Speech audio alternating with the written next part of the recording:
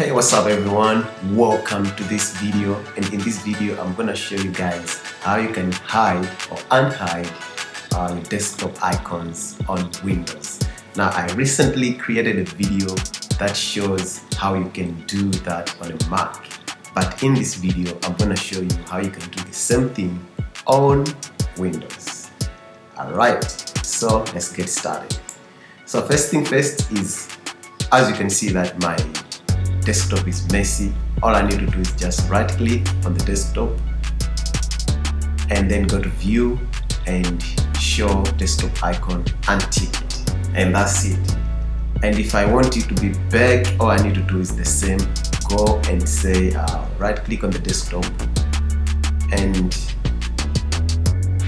go to view, show desktop icons, and then tick it again. So pretty much that's how you do it on Windows. Alright, so if this video was helpful, click subscribe to the channel and share with your friends. Thank you very much for watching.